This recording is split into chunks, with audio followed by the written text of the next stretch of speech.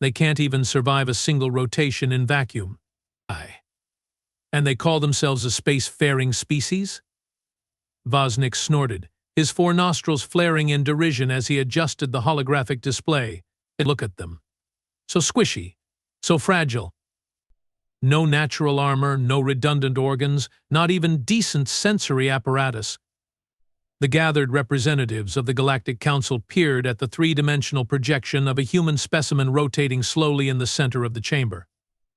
The pathetic creature had only 2 arms, 2 legs, and a tragically exposed brain case covered by nothing more than a thin layer of keratin filaments. The Commander Orcs of the Carthan Defense Fleet tapped a talon against the polished obsidian table. Yet they have managed to expand to 17 systems in less than 2 centuries since achieving FTL capability. That's unusual. Unusual? It's absurd. Vosnik waved a dismissive tentacle. They got lucky with their FTL breakthrough. Their technological progress is an anomaly, nothing more. Biologically speaking, they are prey animals who somehow stumbled into sentience. I tried not to roll my optical organs as Vosnik continued his tirade.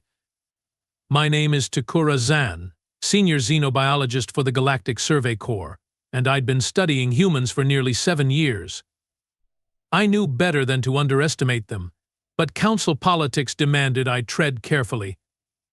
With respect, High Counselor, I interjected, there are aspects of human physiology that warrant further investigation before we dismiss them entirely. Vosnik's head swiveled toward me, all 6 eyes narrowing. Ah yes, our enthusiastic expert on human affairs. Please, Scientist Zan, enlighten us with your findings that somehow contradict 10,000 years of established xenobiological principles. The sarcasm dripped like acid from his speech orifice. I maintained my composure, though my chromatophores briefly flashed indigo with annoyance. Humans appear weak. When viewed through conventional metrics of survival capability, I began gesturing to the display. But they possess several unique adaptations. Their endurance, for example. Yes, Vosnik interrupted. The persistence hunting theory. They can maintain locomotion longer than some species, hardly a threat to the galactic order. General Trazak of the Vedran Imperium, typically silent during these proceedings, unexpectedly spoke up. I have reviewed the combat footage from the Orion incursion. Humans fought differently than expected. A hush fell over the chamber.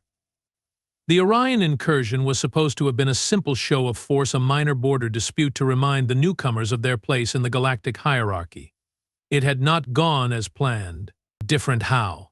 Asked Counselor Prixis, her luminescent tendrils pulsing with curiosity. Trazak's exoskeleton clicked as he shifted uncomfortably. They adapted, mid-battle, changed tactics in ways that seemed irrational, even suicidal, then somehow turned those maneuvers into advantages.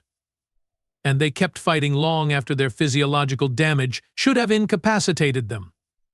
Adrenaline, I explained. A hormone that. We know what adrenaline is, snapped Vosnik. Many species have similar emergency response systems. Not like humans, I countered. Their entire endocrine system operates at extremes we rarely see in sentient species. They can temporarily ignore catastrophic damage to continue functioning. It's a desperate evolutionary strategy, Vosnik dismissed. The last gasp of prey fighting for survival. I tapped my data pad, bringing up new images, perhaps. But consider this, humans are one of the few known species that deliberately seek out dangerous situations for recreation. The display showed humans jumping from high places with only thin fabrics to slow their descent, diving into oceanic depths, climbing vertical rock faces without safety mechanisms, and deliberately sliding down frozen mountain slopes at dangerous velocities. They call it fun, I said, or sports, or adventure. They voluntarily expose themselves to potentially lethal situations for pleasure and social status. Counselor Prixis's tendrils coiled in disgust. Aberrant behavior. Sign of a species-wide mental disorder. Or, General Trazak said slowly, the behavior of a predator so confident in its abilities that it seeks greater challenges. Vaznik laughed, a grating sound like stones being crushed. A predator. Look at those blunt teeth, those weak limbs. No claws, no venom, no natural weapons whatsoever. I switched the display again. This is footage from their homeworld, a practice they call wildlife conservation. The projection showed humans approaching enormous creatures with massive horns, fangs, and armored hides, creatures that dwarfed the humans 10-to-1 in mass. The large quadruped is called a rhinoceros, a herbivore but notorious for its territorial aggression. These humans are approaching to administer medical treatment. The council watched in silence as the tiny humans calmly walked up to the sleeping giant, completely exposed and vulnerable. "Do they have some technology protecting them?" asked Prixus. "By sea. No, just tranquilizers to keep the animal sedated. But notice their behavior, no fear. They act as if they are completely in control of the situation." Vaznik scoffed. "Foolhardy confidence isn't evidence of apex status." "Perhaps not," I conceded. "But this might be."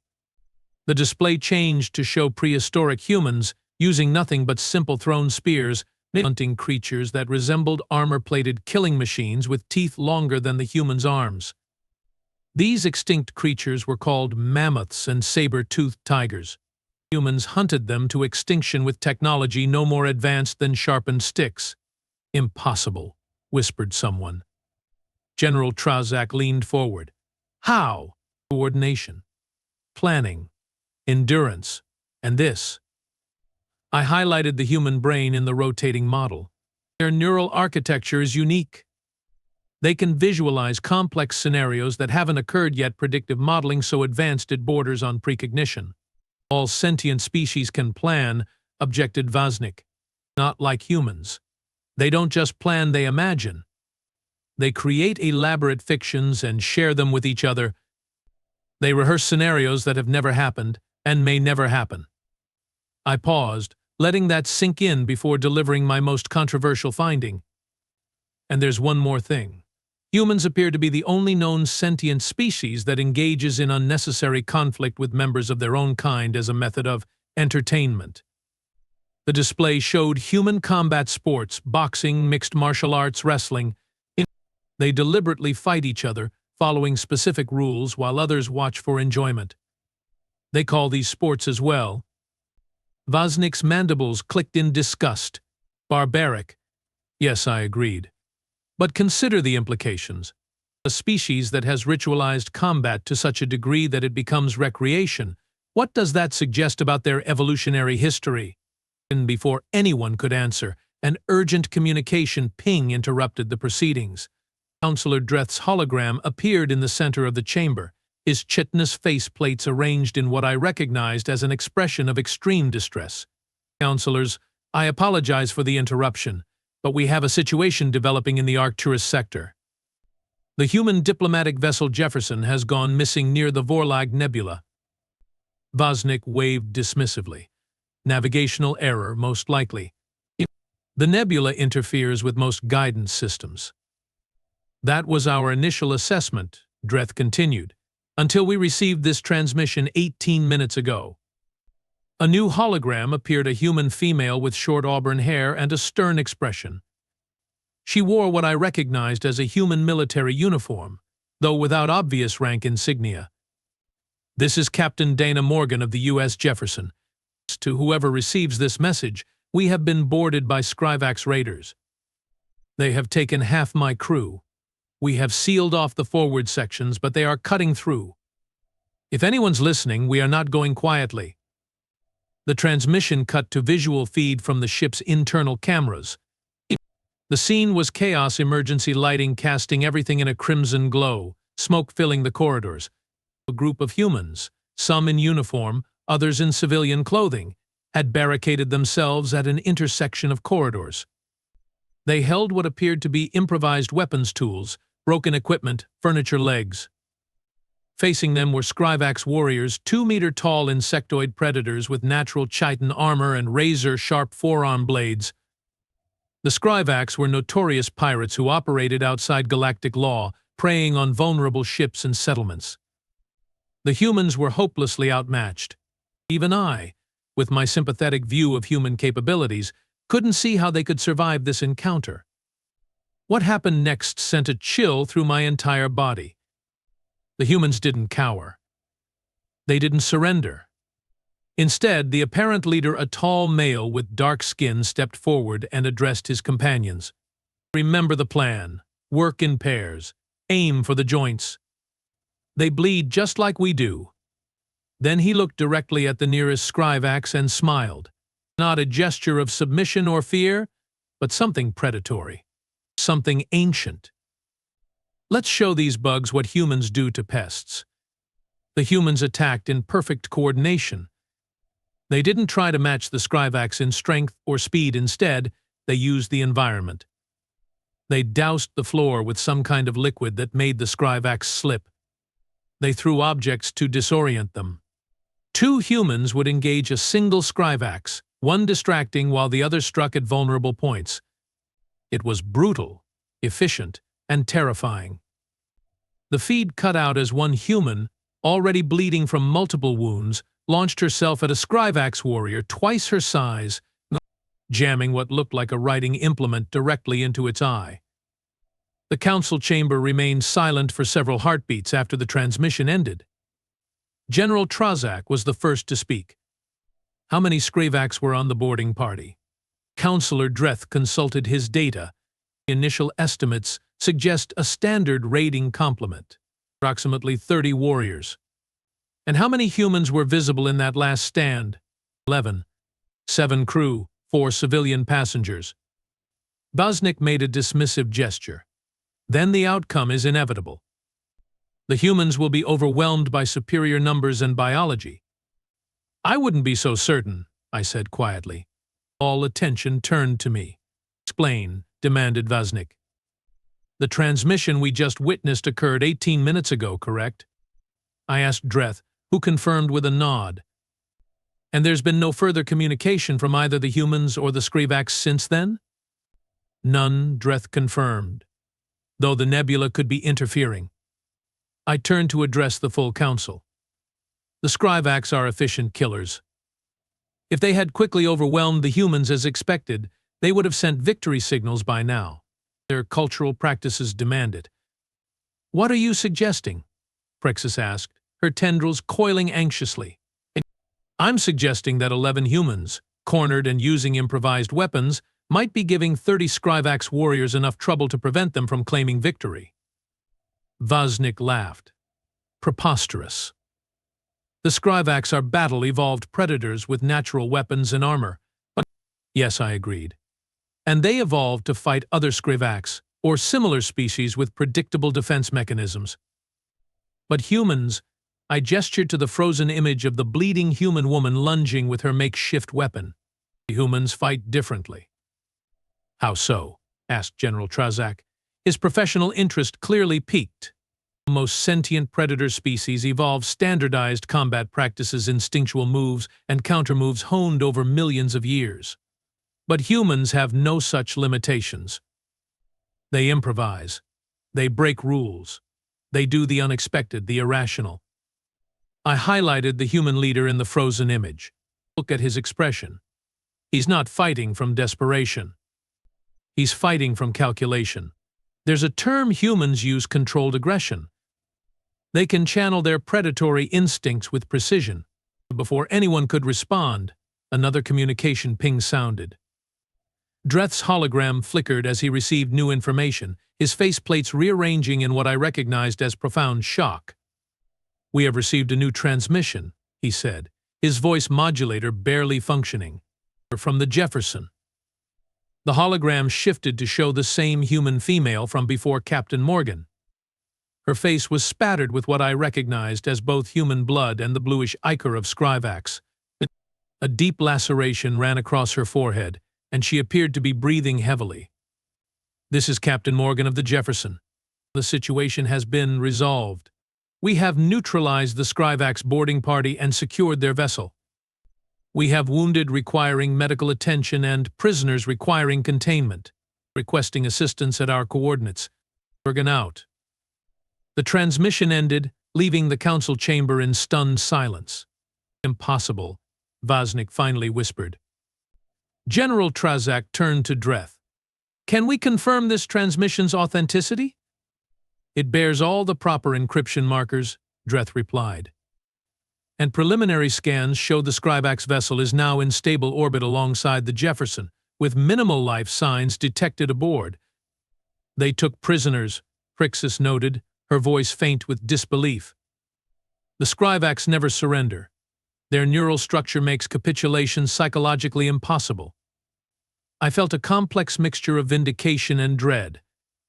It appears the Skrivax learned what happens when you corner what you think is prey, only to discover it's something else entirely. Vaznik's multiple eyes fixed on me with newfound intensity.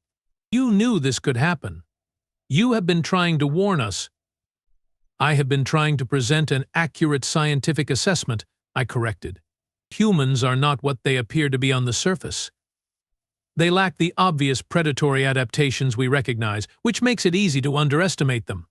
But they are predators, Trazak stated. It wasn't a question. Yes, I confirmed. Apex predators of the most dangerous kind, the kind that doesn't look like a predator until it's too late. A new priority alert sounded throughout the chamber. Vaznik activated the central communication array with a gesture that betrayed uncharacteristic urgency. This is High Counselor Vaznik. Report. The holographic face of Admiral Keswick, Supreme Commander of the Galactic Defense Fleet, appeared before us. His expression was grim. In Counselors, we are receiving distress signals from multiple outposts near human space. It appears that news of the Skrivax attack on the Jefferson has reached human authorities, and they have launched what they term a proportional response. Define proportional response, Vaznik demanded. Human military vessels have entered 3 known Skrivax staging areas simultaneously. They issued a single warning communication demanding immediate surrender of all individuals involved in raiding operations against civilian targets. When the Skrivax responded with hostility. The Admiral paused. The humans have destroyed 17 Skrivax vessels in the last hour. They are systematically dismantling the entire Skrivax operation in that sector. I could feel the mood in the chamber shift from skepticism to alarm. Admiral General Trazak asked, "What class of weapons are the humans deploying?" "That's just it," Keswick replied. "Nothing extraordinary. Standard kinetic weaponry, tactical nuclear ordnance, directed energy weapons, all within galactic treaty limitations. They are simply employing them with unusual effectiveness." "Coordination," I murmured. "Planning. Those same hunting behaviors their ancestors used against megafauna." Vaznik slammed a tentacle against the table. "This is an overreaction. The Skrivax incident was isolated. The humans have no right to." "Actually," interrupted Counselor Dreth, consulting his datapad under Section 17 of the Galactic Charter that the humans signed. "Sovereign powers have the right to protect their citizens from ongoing threats when the Council cannot provide immediate intervention. The humans filed 47 formal complaints about Skrivax activity in the past solar year alone. Complaints we dismissed as exaggerations from an inexperienced species," Crixus noted quietly. I watched realization dawn across the diverse physiognomies of the Council members. The humans hadn't launched this operation impulsively. They had documented the threat, filed the proper paperwork, waited for the appropriate regulatory period, and then, when their people were directly threatened, responded with overwhelming force, all while carefully adhering to the technical limitations of galactic law. "They planned this," Vaznik said slowly. "They knew exactly what they were doing from the beginning." I nodded. "That's what makes humans dangerous. Not their biology, but their minds. They think like predators even when they are engaged in diplomacy." The council chamber erupted into anxious discussion, various representatives talking over each other about defensive postures, diplomatic outreach, and containment strategies. General Trazak moved to stand beside me, speaking quietly under the commotion. You have studied them extensively. In your assessment, are humans a threat to galactic stability? I considered carefully before answering. Not inherently. They don't seek conflict for its own sake. But they respond to perceived threats with a thoroughness that other species might find excessive. You mean they don't just fight to neutralize a threat? They ensure it can never threaten them again. Precisely. It's an evolutionary strategy. Earth's history is filled with dominant predator species that were replaced by more adaptable, more thorough competitors. I paused.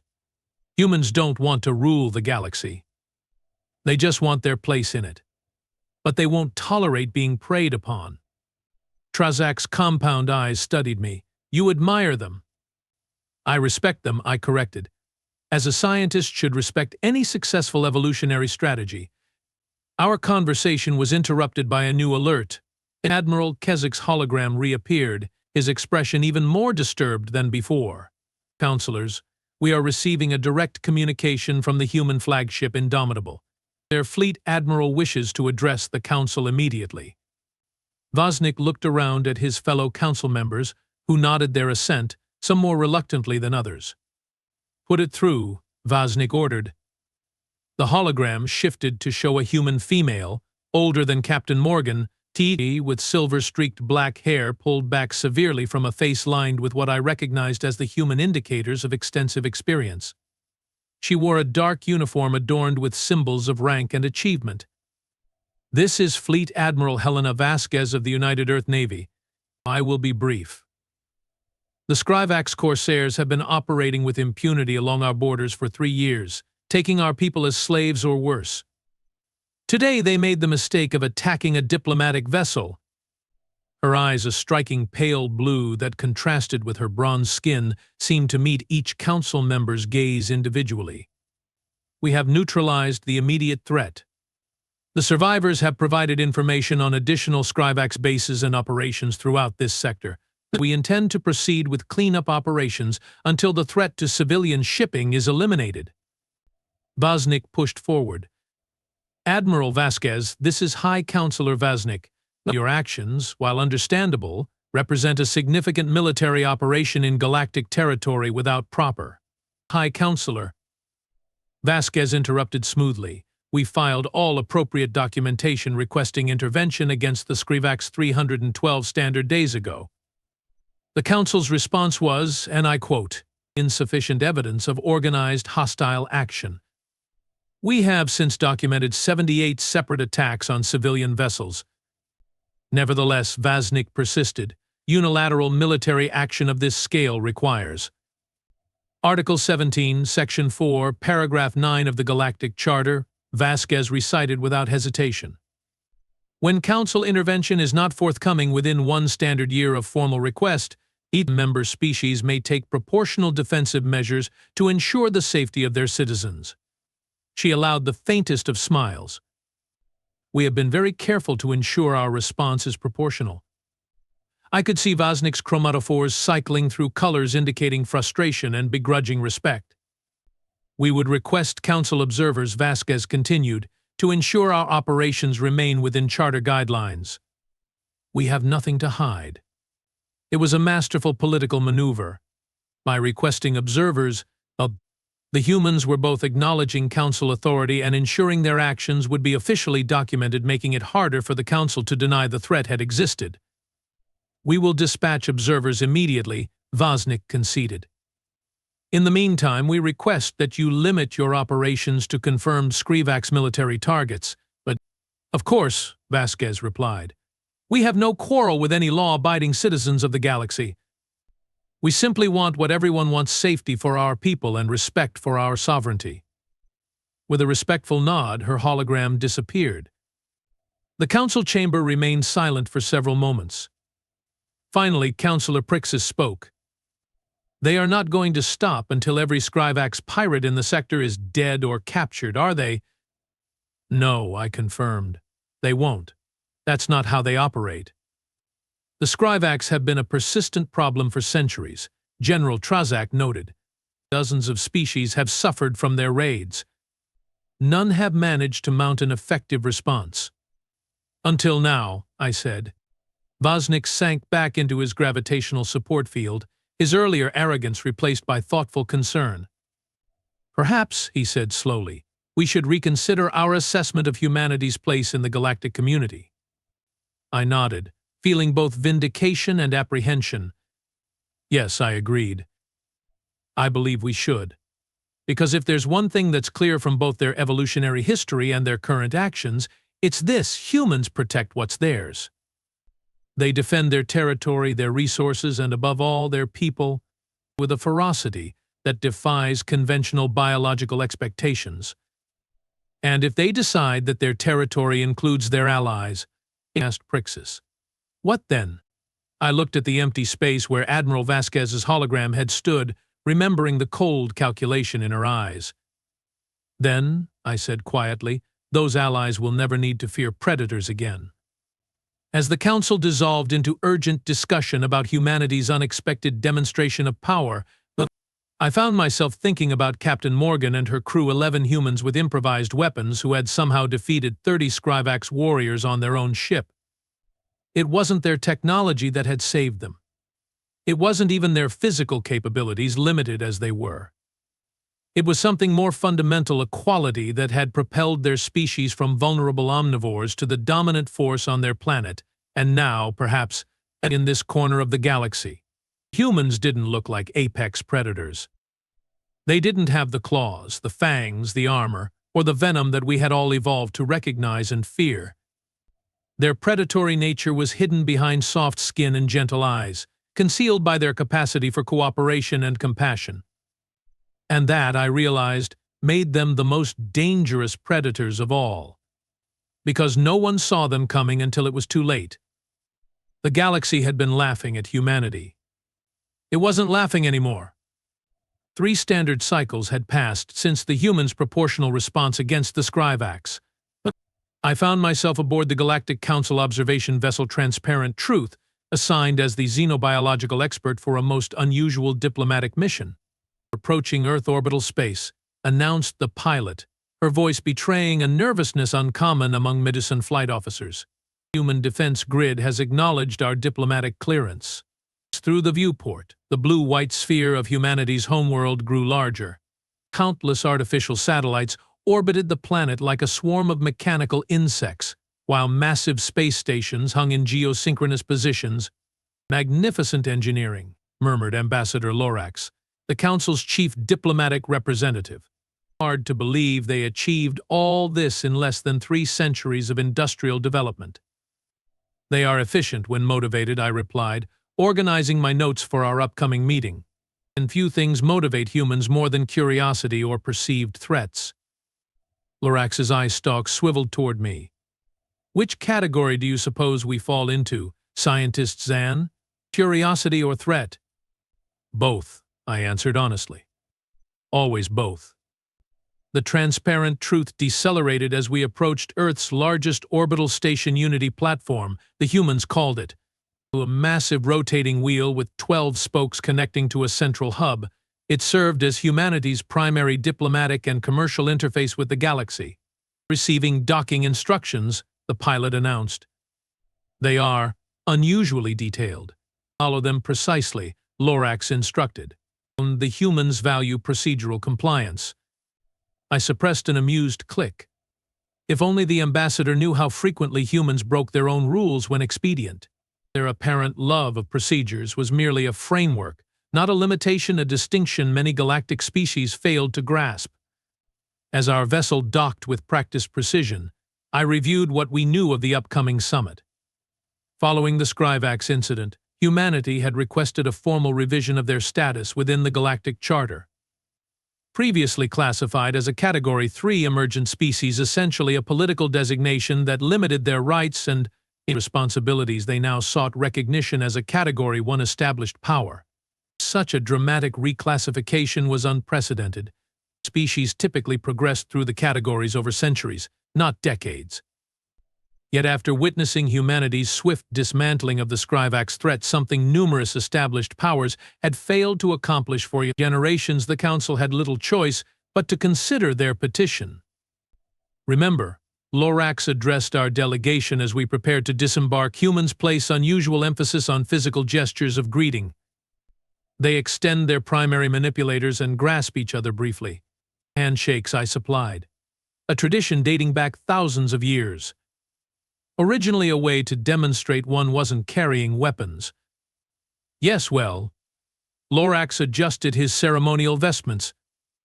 Most of us lack the appropriate anatomy, so a respectful body angle of approximately 20 degrees should suffice. The airlock cycled open, revealing a reception area decorated in what I recognized as deliberately neutral tones, blues and grays predominant, with subtle lighting designed to accommodate various visual spectra. The humans had done their homework on galactic species perceptual ranges. 3 humans awaited us. At the center stood a female with short gray hair and an expression of calm authority. Flanking her were 2 males, one with dark skin and a closely trimmed beard, the other pale with facial scarring that suggested previous combat. Ambassador Lorax. The female greeted, inclining her head precisely 20 degrees. I'm Undersecretary Olivia Parker. Welcome to Unity Platform. Lorax matched her gesture. Undersecretary. The Council appreciates your accommodation of this summit on such short notice. Parker's lips curved slightly. When the opportunity to correct a misunderstanding presents itself, delay serves no one. Her diplomatic phrasing couldn't disguise the underlying message. You underestimated us. We proved you wrong. Now let's renegotiate from reality. May I present Dr. Howard Jackson, our xenobiological liaison, Parker continued, indicating the dark-skinned male, and Commander Patrick Reeves, security coordinator. The scarred male Commander Reeves maintained a neutral expression, but I noticed his eyes scanning our delegation with practiced efficiency, likely assessing potential threats. A predator evaluating other predators. And this is Senior Scientist Tekura Zan, Lorax introduced me, our foremost expert on human biology and behavior. Dr. Jackson stepped forward, his face displaying the expression humans called a smile, a baring of teeth that paradoxically signaled friendly intent rather than aggression. Dr. Zan. I have read your papers on convergent evolutionary strategies. Fascinating work, especially your analysis of parallel development of tool use across unrelated species. I felt my chromatophores flush with professional pride. You are familiar with my research? Of course, Jackson replied. We have been studying you studying us. Seems only fair, doesn't it? There was humor in his voice, but also a subtle reminder humans were not merely objects of scientific curiosity, they were active participants in the galactic knowledge exchange, contributors, as well as subjects. The summit preparations are complete, Undersecretary Parker said. If you will follow me, we have arranged appropriate accommodations for your physiological requirements. As we moved through the station, I couldn't help but notice the diverse groups of humans going about their daily activities. Unlike many species, humans displayed remarkable physical variation, skin tones ranging from pale pink to deep brown, heights varying by as much as 30%, but body structures from lithe to robust. You are wondering about our diversity, Dr. Jackson commented, falling into step beside me. It's unusual, I admitted. Most sentient species display much greater homogeneity. Jackson nodded. Adaptive radiation. Humans evolved across widely varying environments on Earth before developing global transportation. Different conditions selected for different traits.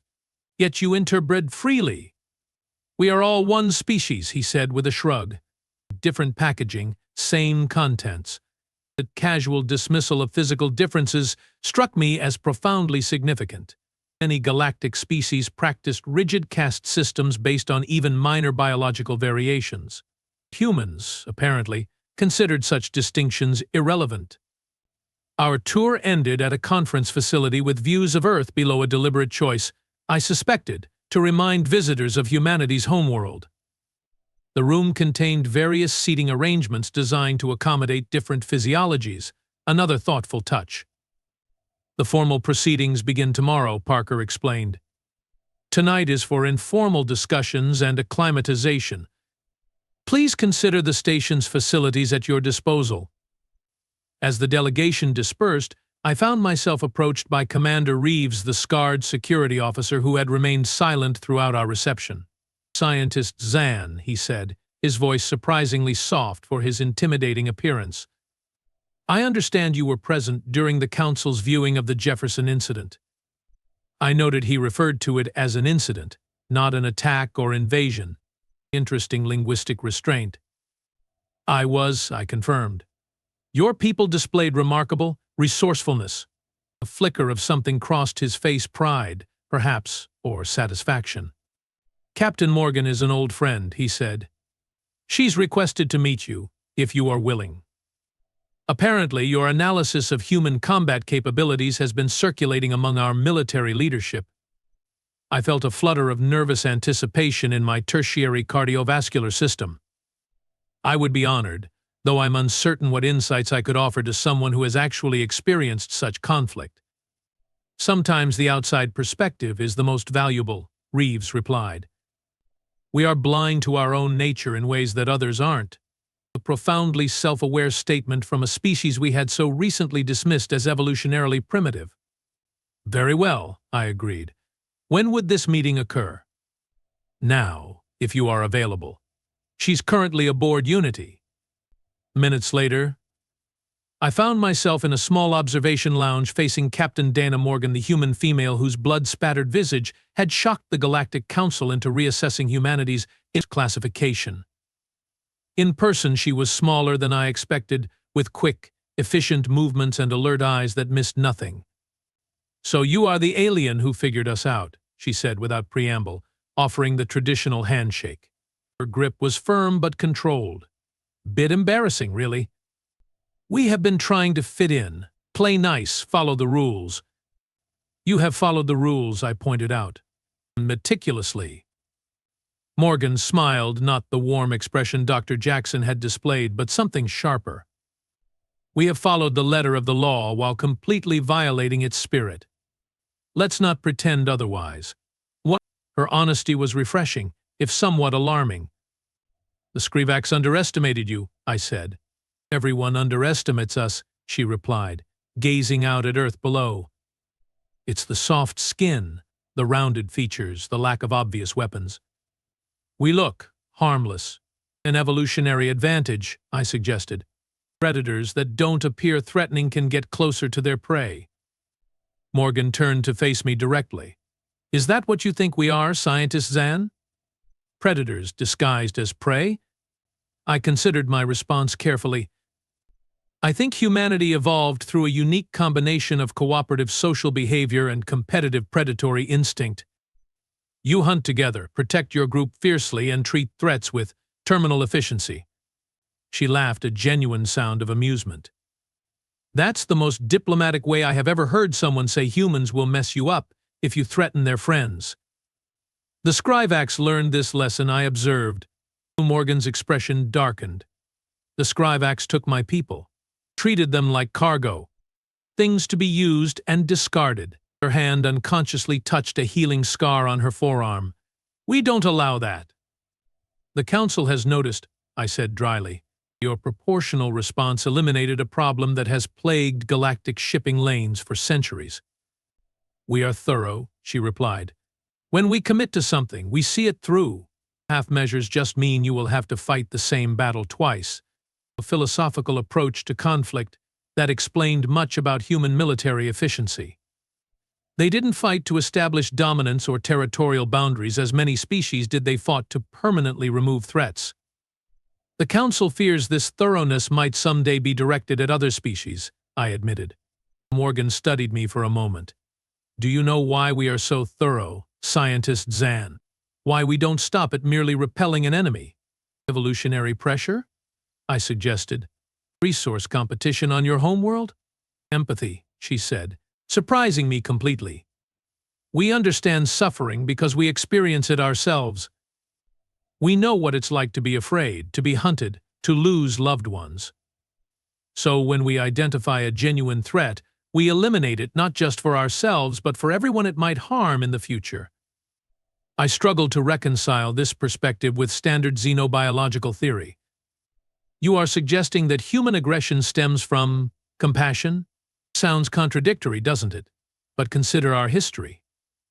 Our most devastating conflicts often began with the desire to protect others from perceived threats. Our most unified moments came when facing common enemies. She turned back to the viewport, her reflection superimposed over the blue planet below. We are not inherently aggressive, Scientist Zan. We are protective. There's a difference.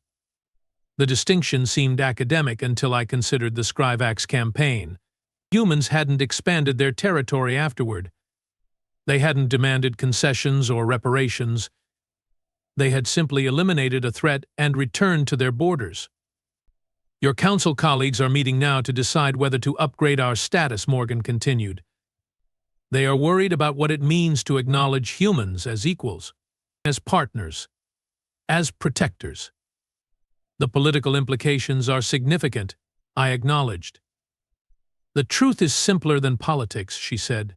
We are already here. We are already capable. Denying our place in the galactic community doesn't change reality, it just guarantees we operate outside the system rather than within it. It's a chilling observation that cut to the heart of the Council's dilemma. Better to have humans as partners with defined rights and responsibilities than as unpredictable outsiders with nothing to lose. Before I could respond, Commander Reeves entered the lounge with urgent purpose. Captain, Scientist Zan, your presence is requested in the emergency briefing room. There's been an incident at the Proxima Centauri colony. Morgan's posture changed instantly, tension replacing casual confidence. What kind of incident? An unknown vessel appeared through an unregistered wormhole. The initial communication attempts failed. They have begun landing operations on Proxima B. Evacuation status? Morgan demanded, already moving toward the door. Underway. But there are still 12,000 civilians in the projected landing zone. I hurried after them, alarmed by the sudden shift from diplomatic discussion to apparent crisis. Commander, what species controls this vessel? Not Skrivax survivors? Known, Reeves replied grimly. Configuration doesn't match any registered galactic design. The emergency briefing room was already filled with human military personnel and several members of the Council delegation, including Ambassador Lorax. A large display showed a massive vessel in orbit around a distant world, sleek, dark, and undeniably threatening in aspect. Automated defenses engaged and were neutralized, a human officer was explaining as we entered. Colony shield generators are at 28% and failing. Ground forces are deploying, but they are outmatched technologically and numerically. Undersecretary Parker noticed our arrival. Captain Morgan, thank you for joining us. As our most experienced officer with direct combat against non-human forces, your input is valuable. Morgan studied the tactical display. Those landing patterns aren't random. They are establishing a perimeter around the main colony complex. This isn't exploration, it's containment. For what purpose? Lorax asked, his voice pitched higher than normal in distress. Unknown, Parker replied. But their actions are unambiguously hostile. They have ignored all communication attempts in all known languages and frequencies. I watched the humans in the room carefully. There was tension, yes, but no panic, only focused, coordinated response. Exactly what one would expect from apex predators suddenly facing a threat to their territory. What are your options? I asked. The Fifth Fleet can reach Proxima Centauri in 26 hours, replied an older human male with elaborate uniform insignia. But the colony shield projections suggest they will have breached the defenses within 12. So no rescue is possible, Lorax concluded. The room fell silent, all eyes turning to the human leaders. I expected resignation, perhaps diplomatic platitudes about minimizing casualties. But instead, Undersecretary Parker straightened her posture and addressed the military officer. Admiral Howard, initiate Operation Last Resort. The Admiral nodded grimly and began issuing orders to his subordinates. What is Operation Last Resort? Lorax demanded, his eye stalks quivering with anxiety. Parker's expression remained composed, but I noticed a new intensity in her gaze.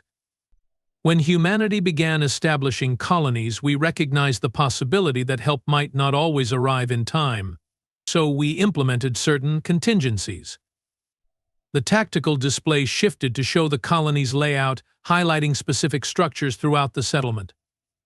Beneath each major population center on Proxima B, we constructed hardened bunkers capable of sustaining the population indefinitely, Parker explained. When activated, automated defense systems deploy while civilians relocate to these shelters. That buys time, Morgan added, but doesn't solve the problem. These invaders clearly have superior technology. Yes, Parker agreed, which is why the second phase of Last Resort isn't about survival. It's about information gathering. The display zoomed in on what appeared to be ordinary humans moving through the colony streets, except they moved with unnatural coordination and purpose. Are those robots? Lorax asked. Synthetic human analogs, Admiral Howard corrected. Virtually indistinguishable from biological humans externally, but constructed for combat operations in environments where conventional forces can't operate. I felt a chill of realization. You anticipated this scenario. We anticipate all scenarios, Parker replied matter-of-factly. These units are designed to gather tactical data on unknown hostiles' weapons capabilities, biological vulnerabilities, communication methods, command structure. Even while losing? I asked. Especially while losing, Morgan interjected. Nothing reveals more about an enemy than what they do when they think they are winning. The display showed the synthetic humans engaging the invaders' tall, armored figures wielding energy weapons that cut through the colony's structures like paper. The synthetics fought with the same coordinated tactics I'd observed in the Jefferson footage, but were clearly outmatched. Yet as they fell, I noticed each engagement revealed something new: a weak point in the armor, a pattern to weapon recharge cycles, a vulnerability to specific attack angles. They are sacrificing to gather intelligence, I realized aloud. They are machines, Admiral Howard said dismissively, built for this purpose. But I noticed the human operators watching the feed with expressions of grim determination that belied his casual tone. They had designed these synthetic warriors to mimic themselves, programmed them with human combat instincts. There was investment here beyond mere technology. How does this data help when your fleet is 26 hours away? Lorax demanded. Parker and Howard exchanged looks. The Fifth Fleet is 26 hours away, Parker confirmed. But not all of our assets require conventional travel time. The display shifted again to show 6 small objects detaching from an orbital platform near Earth's moon. Raven units, Admiral Howard explained. Rapid action velocity enhanced neutralizers. Self-contained autonomous combat platforms capable of reaching near light speeds through proprietary drive technology. My respiratory cycle faltered as I processed the implications. You possess FTL weapons platforms? This violates at least 7 galactic treaties. Not weapons platforms, Howard corrected with technical precision. In livery systems for peacekeeping forces, and they travel at precisely 0.9999 speed, technically subluminal, and therefore compliant with Treaty Section 42, Paragraph 7. The human capacity for finding loopholes in regulatory frameworks was both impressive and terrifying. You estimated arrival at Proxima Centauri? Parker asked. 43 minutes, a technician responded. Lorax's appendages trembled with agitation. This is unprecedented. The Council must be consulted before. Ambassador, Parker interrupted gently but firmly. This is an emergency response to an attack on a sovereign human settlement. Under the very charter provisions we are gathered to discuss, we have both the right and obligation to protect our citizens. The Council cannot endorse. We are not asking for endorsement, Morgan cut in. We are extending the professional courtesy of keeping you informed. The diplomatic veneer had vanished, revealing the steel beneath. These weren't petitioners seeking permission, they were apex predators defending their territory, merely tolerating observers in their midst. For the next 40 minutes, we watched in tense silence as the synthetic humans on Proxima B continued their information-gathering sacrifice.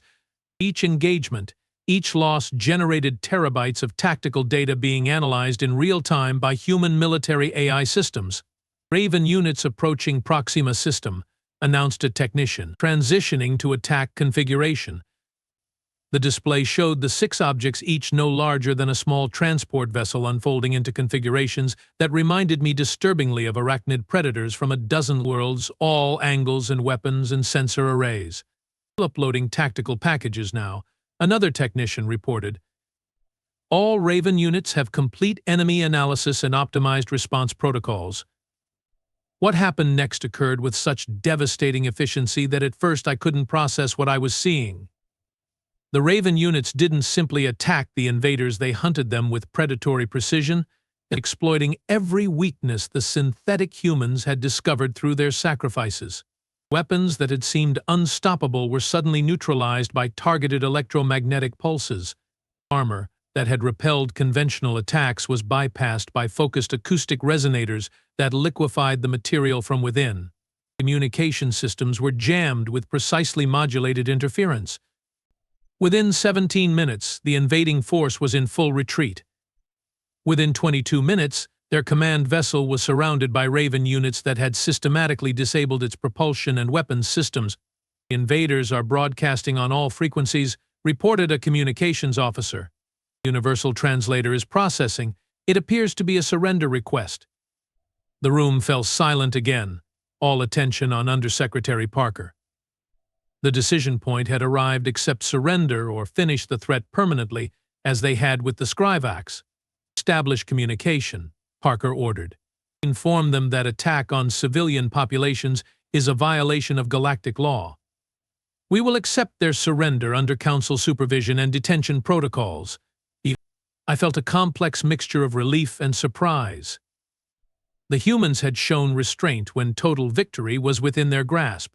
A wise decision, Lorax murmured beside me. Perhaps there is hope for diplomatic integration after all. Captain Morgan overheard him and smiled faintly. Don't misunderstand, Ambassador. We are accepting their surrender because it's efficient, not because we are feeling merciful. Dead enemies tell no tales. These invaders clearly possess technology we haven't encountered before. That makes them valuable for interrogation. Always the practical considerations, I observed. Survival isn't theoretical, she replied. Neither is protection. As the crisis subsided and the room began to empty, Admiral Howard approached our small group. Undersecretary, preliminary reports indicate the invaders are from beyond the galactic rim. Previously unknown species with no prior contact with Council races. So their first interaction with the galactic community was attacking a human colony, Parker mused. Unfortunate timing for them. Indeed, Howard agreed. Intelligence suggests they may have been surveilling multiple species for some time, assessing vulnerabilities. They appear to have classified humans as minimal threat based on our biological characteristics. A common mistake, I noted dryly. One they won't make again, Morgan added. Later, as the diplomatic summit reconvened with significantly altered dynamics, I found myself alone with Ambassador Lorax in a quiet corner of the reception hall. The council vote was unanimous, he informed me. Humanity will be reclassified as Category 1 established power, effective immediately. Fear or respect? I asked, curious about the motivation. Both, he admitted. Though I suspect respect will grow as fear diminishes. Their handling of the Proxima incident was instructive. They could have annihilated the invaders entirely. Instead, they showed restraint. Strategic restraint, I emphasized. Never mistake pragmatism for weakness. No, Lorax agreed. I don't think anyone will make that mistake with humans again. Across the room, I watched Captain Morgan chatting amicably with a group of Medusan diplomats, her manner relaxed and friendly. No sign remained of the fierce predator I'd glimpsed during the crisis, yet I knew that aspect of her nature remained just beneath the surface, ready if needed. That was humanity's true evolutionary advantage, I realized. Not their endurance, or their creativity, or their technology, impressive as those were. It was their duality, their ability to be both collaborative and competitive, both empathetic and ruthless, both diplomatic and warlike as circumstances required. They had evolved as tribal predators who hunted cooperatively and protected their own fiercely. That fundamental nature had never changed, merely adapted to encompass ever larger definitions of their own. And now, it seemed, that protective instinct was extending beyond humanity itself. The galactic community had gained not just a new power, but a new protector, one with teeth it preferred to keep hidden until needed. The galaxy had indeed stopped laughing at humanity. But perhaps, in time, it would learn to appreciate the security that came from having such a predator on its side rather than opposed to it. After all, the most dangerous thing in any ecosystem isn't the obvious threat. It's the predator no one recognizes until it's too late.